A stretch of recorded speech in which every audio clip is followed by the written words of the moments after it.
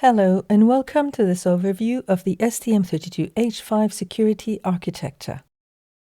The following topics of the STM32H5 are going to be explained: security features of STM32H5 and comparison with STM32F4 and STM32U5, configurations, certifications, hardware trust zone introduction, product usages and lifecycle states, debug authentication, temporal isolation, and hardware secure data storage. Let us start with the description of security features implemented in STM32H5 and compare them with the ones present in STM32F4 and STM32U5. STM32H5 targets PSA Level 3 and CSIP 3 passing tests for logical, board, and basic physical resistance that confirm a substantial level of cyber protection. PSA Level 3 stands for Platform Security Architecture Level 3. It establishes trust through a multi-level assurance program for chips containing a security component called a PSA Root of Trust or PSA ROT that provides trusted functionality to the platform. The multi-level scheme has been designed to help device makers and businesses get the level of security they need for their use case. CSIP 3 stands for Security Evaluation Standard for IoT Platforms. The CSIP, published by Global Platform, defines a standard for trustworthy assessment of the security of the IoT platforms such that this can be reused in fulfilling the requirements of various commercial product domains. CSIP 3 assurance is a traditional white box vulnerability analysis. The evaluation is structured around a time-limited source code analysis combined with a time-limited penetration testing effort.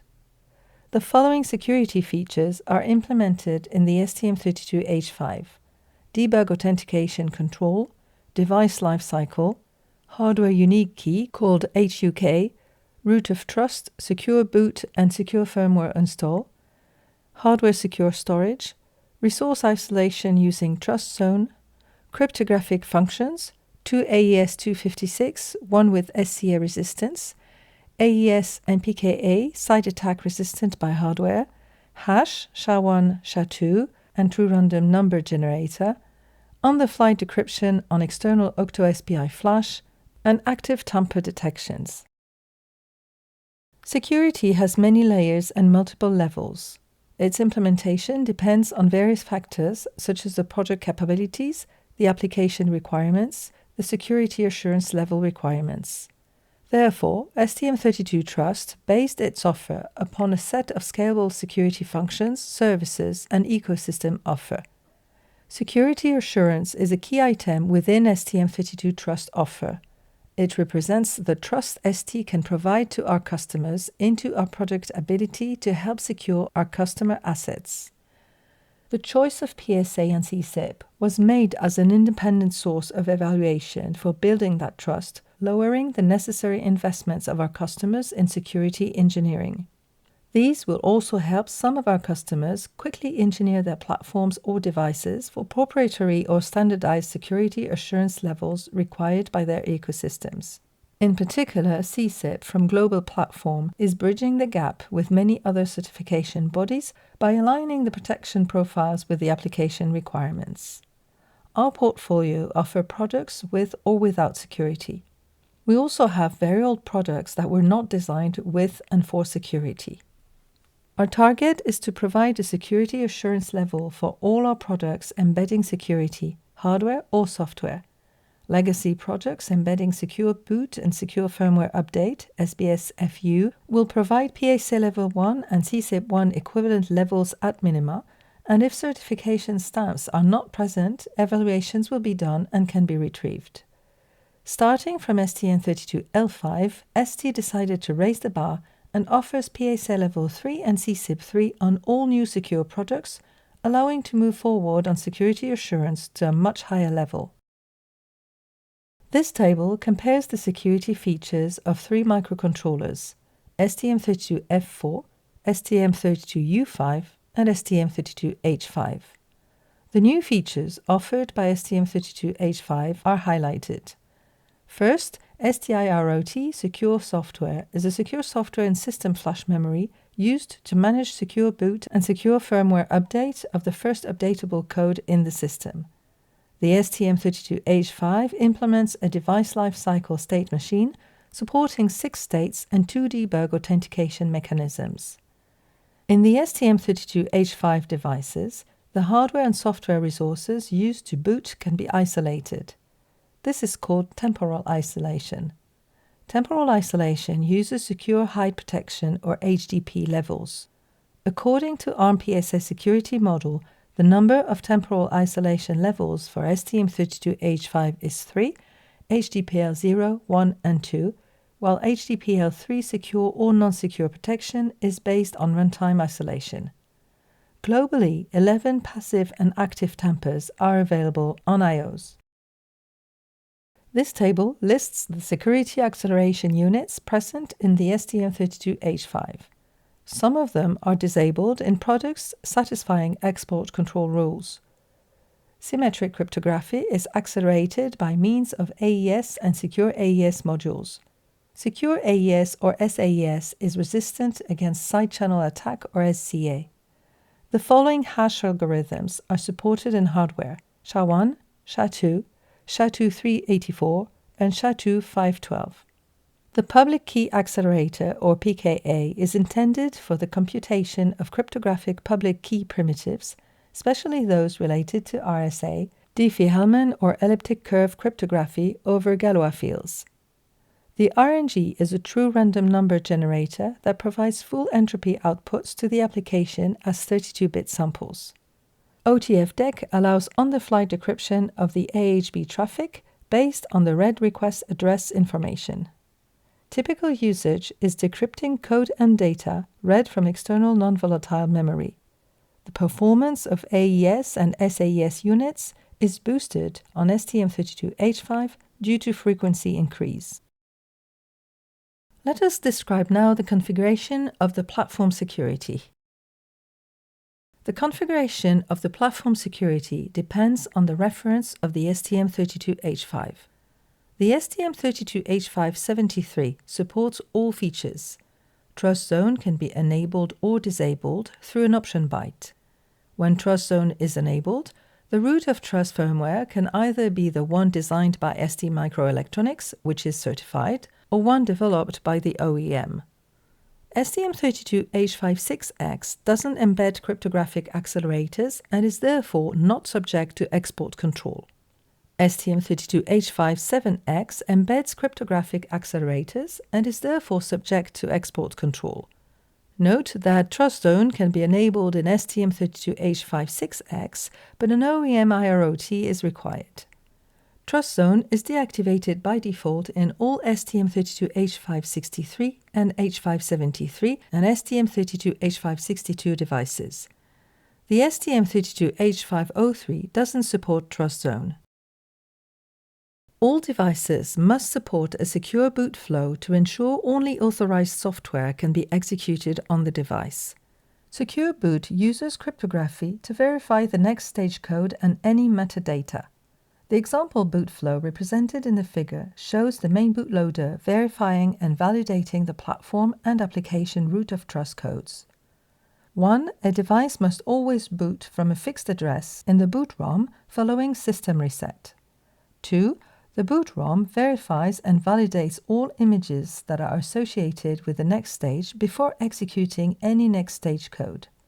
3. The next stage verifies and validates all data and images that are associated with the following stage before executing any of the following stage code. This process is repeated until all the changed images have been verified and validated. The platform comes with native security services embedded in the system memory to manage the root of trust services. Native root of trust services take care of platform security. They include bootloader, root security services or RSS, ST debug authentication, RSS library, and STIROT. The root of trust is split into two parts: the IROT that is immutable and the updatable ROT or UROT. Security services provide the root of trust of the platform, managing the verification and the update of the first updatable code, which is the UROT.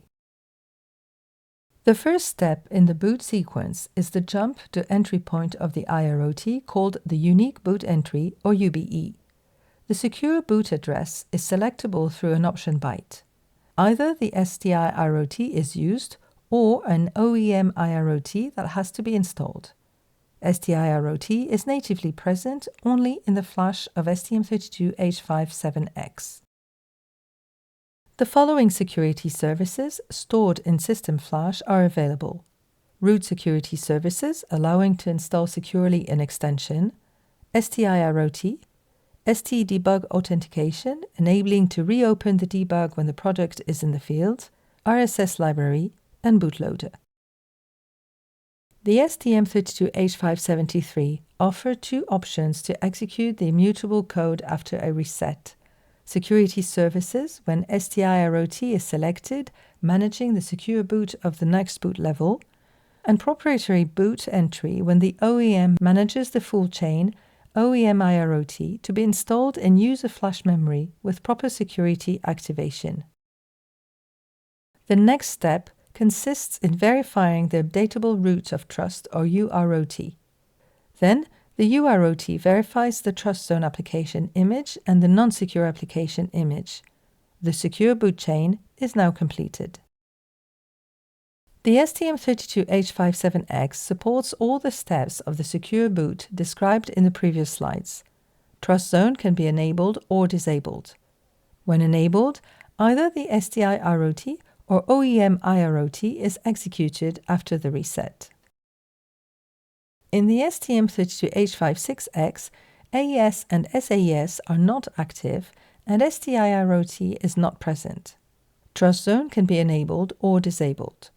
When enabled, the OEM IROT is executed after the reset, capable of verifying the non-secure image and the secure image, which is typically based on trusted firmware for Cortex-M or TFM. The STM32H50X doesn't support trust zone. Only a non-secure image can be executed. OEM IROT and UROT are optional in this case. The security framework designed by STMicroelectronics for the STM32H5 is certified by two independent authorities, CSIP and PSA. ARM PSA and CSIP certifications cover hardware and software implementations of the STM32H5 that protect code and users from security attacks. The hardware of the STM32H5 targets the CSIP3 certification. Regarding the firmware, the security services target the CSIP3 certification, and the installable services target the PSA Level 3 and CSIP3 certifications. Thanks to the PSA certified and CSIP3 certifications, STMicroelectronics can offer greater assurances against physical and remote attacks.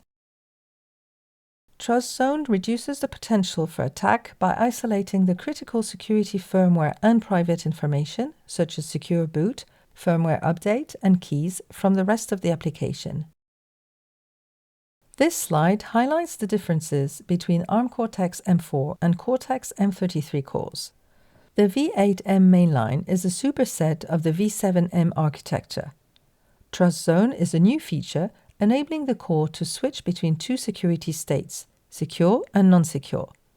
The AHB buses used to communicate with the STM32H5 bus matrix are compatible with the AHB5 specification, which supports the secure attribute. Trust zone is by default disabled in the STM32H5, and in this case, the Cortex-M33 offers the same kind of features as the Cortex-M4, some of them being enhanced. An interesting new capability is runtime stack overflow checking, which is achieved by programming stack limit registers. Note that the PMSA V8 MPU present in the Cortex-M33 is not compatible with the PMSA V7 MPU present in the Cortex-M4. In terms of performance, the Cortex-M33 beats the Cortex-M4 as indicated by the results of CallMark and EMIPS benchmarks. The ARM V8M architecture implements trust zone for Cortex-M cores. As explained in the figure, the V7M cores support one kernel running in privileged state, in charge of switching unprivileged tasks. When the security features of the core is enabled, there are two orthogonal security states, secure and non-secure. The non-secure kernel and applications run in non-secure state, while secure kernel and applications run in secure state. Security state of the processor depends on the address at which the instruction was fetched. Each security state supports both privileged and unprivileged user access. When trust zone feature is not enabled, the programmer's model only includes non-secure state. For each security state, the processor can operate in thread or handler mode. At reset or return from an exception, the processor enters in thread mode. Both privileged and unprivileged programs can run in thread mode. Let us describe now product usages and lifecycle states.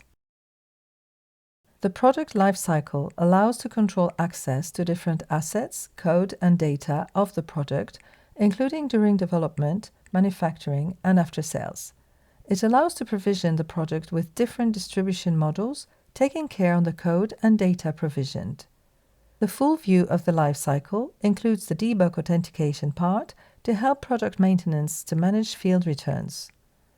The debug authentication control is ensured thanks to a protocol based on ARM PSA ADAC specification. The STM32H5 lifecycle is designed to support provisioning of the product with up to 3 different parties. The first party is the Immutable Root of Trust, or IROT. The second party is the Secure Operating System and Secure Applications. The third party is the non-secure application. We are differentiating the initial provisioning from the full product provisioning. Typically, for an install with 3 parties, we can consider IROT, firmware and data, to be provisioned in provisioning product state, then to move to IROT provisioned. Then secure OS and secure application being installed by an update mechanism of IROT, then product state passed in TZ closed. Then the non-secure application being installed by an update mechanism of the secure OS, then product state passed in closed. This slide introduces the lifecycle state diagram, assuming that trust zone is enabled. It's simplified because it doesn't include the field return additional states.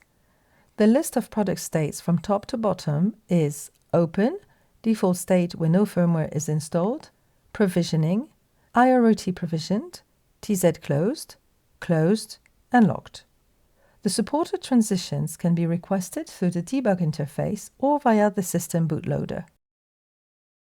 When trust zone is disabled, the state TZ closed doesn't exist. When product state is closed, the debug authentication procedure allows a trusted debugger to reopen access without compromising sensitive information. To control reopening or manage regressions of the debug, the device imposes a debug authentication protocol. If the device is in closed state, the debug state is closed. The debug authentication procedure allows a trusted debugger to reopen access without compromising sensitive information, called the root of trust, or ROT. Reopening the debug is possible only if sensitive asset security is ensured and trust zone is enabled. This is called constrained debug, as constraints ensure the security of the IROT information. Alternatively, a partial or full regression mechanism can be used when security of sensitive information cannot be guaranteed. This is called regression, as regression ensures removal of the sensitive information before reopening the debug. Partial regression corresponds to releasing non-secure code and assets. The intermediate state, which allows partial regression management, is called NS regression. And full regression corresponds to releasing all code and assets. The intermediate state, allowing full regression management, is called regression. For STM32H5 microcontrollers, the debug authentication configuration must be done only when the product state is provisioning. It cannot be performed when product state is open. When trust zone is disabled, the only control which is allowed is a full regression. Debug authentication control is based on passwords. Only the hash of the password has to be provisioned. The following scenarios illustrate some of the flexibility of the authentication mechanism combined with certificates. Manufacturing equipment with a device class certificate and matching key stored in a hardware security module is able to authenticate itself to the devices on the production line to initialize flash, credentials, root of trust, etc. A developer uses a device-logged certificate with a local key to debug their application on the device. And a technician connects diagnostics equipment to a device. The authentication token is generated in the cloud to unlock access and perform maintenance. When the product state is debug authentication, the authenticated debug sequence occurs. 1. The external host requests to launch the debug authentication protocol via the DBG MCU access port mailbox. The rest of the device is kept under reset. 2. The system, boot and security, or SBS, selects the STMicroelectronics RSSDA debug authentication library boot address and requests the CPU to be released from reset. 3. The CPU running RSSDA library executes the debug authentication protocol in the system flash memory. If the device is closed, the access port control to the Cortex-M33 core debug is closed until RSSDA acknowledges the authentication sequence start request. 4. The authentication method depends on trust zone activation. When trust zone is activated, the authentication method is based on certificates. When trust zone is disabled, the authentication method is based on password. This method only allows the full regression of the product to be controlled.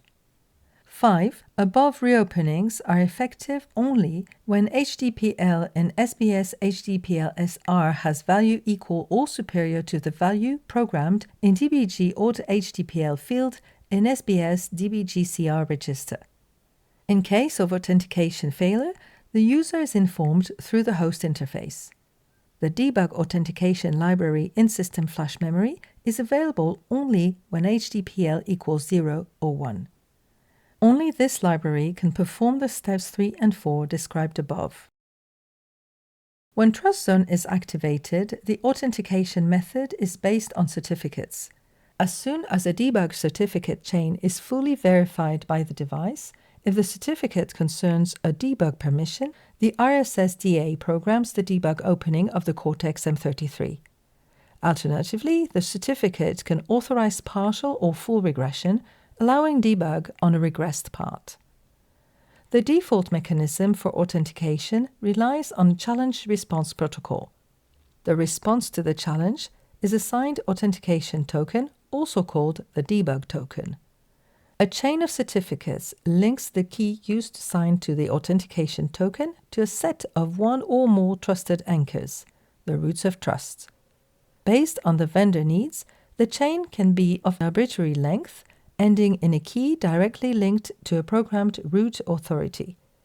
In the figure on the left, the chain is limited to the OEM, while on the right, it also includes the repair subcontractor and field technicians.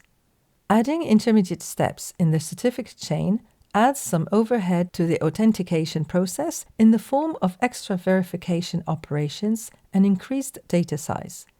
However, intermediate certificates also limit the exposure of the most sensitive keys, allowing that those keys can be used less often and protected with added security. The chain can be more or less long depending on number of stakeholders in the product maintenance. The ARM PSA ADAC specification defines a certificate format to build trust chains and offer the flexibility to deal with complex scenarios. In the STM32H563 and H573 and STM32H562 devices, the hardware and software resources used to boot can be isolated. This is called temporal isolation. The hardware product state mechanism automatically controls the accesses to secrets provisioned in the device. In open state, there's no special protections. In provisioning an IROT provisioned state, all areas protected with HDPL1 cannot be dumped, debugged, or traced. The IROT can set up a higher level of protection to prevent access from UROT to its own resources. In TZ closed state, all peripherals and memories mapped as secure cannot be dumped, debugged, or traced. In closed state, no debug is possible except through debug authentication. In locked state, all data and code stored in the device or encrypted in external flash memory cannot be dumped clear text, debugged, or traced. Consequently, access to particular resource varies over time. This is a temporal isolation. Temporal isolation protects sensitive device assets that are used during the secure boot process from access by later stages. Runtime isolation is based on STMicroelectronics solution around HDPL. In the ARM's PSA security model, temporal isolation is used for boot stages, while runtime isolation applies to components that execute following secure boot and initialization of the SPE partition management function. This figure explains the hierarchy of access. The various programs involved in boot time and runtime are presented on the right.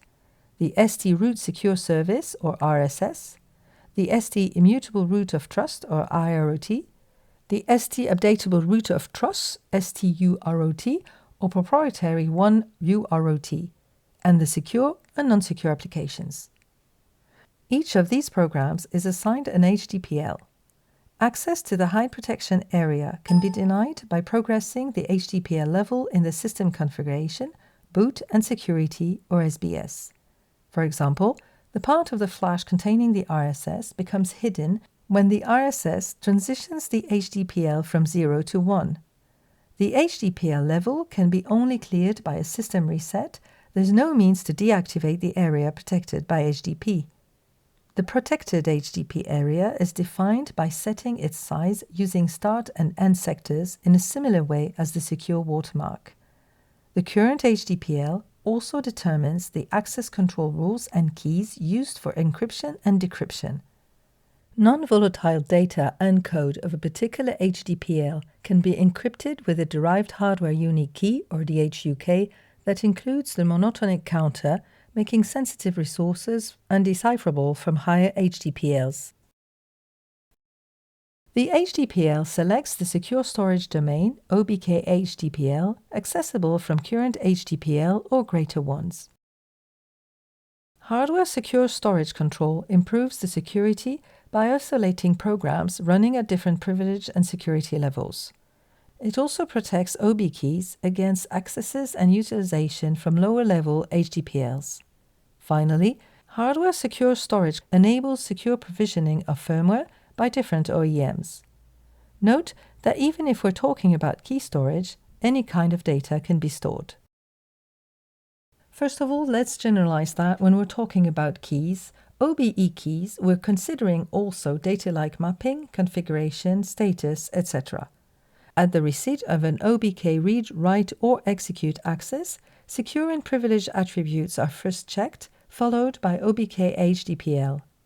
The OBK HDPL value must exactly match the HDPL assigned to the key location, otherwise an error is raised. OBK storage is split into 5 domains, 1 per HDPL from 0 to 2, and 2 for HDPL 3, 1 for secure keys, 1 for non-secure keys. The OBK keys can be stored encrypted based on SAES with per-domain encryption. The encryption mechanism also ensures anti-rollback and anti-cloning. This figure represents the data protection performed by the flash security mechanisms based on SAES and DHUK. To distinguish two types of protection mechanisms, the following convention is used. Dotted lines identify mechanisms related to access and debug control. Solid lines identify mechanisms related to anti-replay and anti-rollback. The key storage firmware selects the current context composed of HDPL and secure or non-secure state, which is passed to the hardware key access control unit. This unit selects the OBK HDPL and epoch according to this current context and SBS register settings. OBK HDPL selects the area of secure storage of the flash memory and selects the corresponding DHUK in SAES. The epoch selector has to be set by the application wishing to use the secure storage. SBS epoch S and SBS epoch NS are 24-bit values coming from the flash memory and representing regression counters respectively for secure and non-secure states. Then, data to be stored to flash memory will first be checked against accessible domains, and if no violation is detected, are encrypted according to the selected DHUK. Thanks for attending this presentation. You can also refer to the following complementary presentations: Secure Data Storage, Product Lifecycle, and Debug Authentication.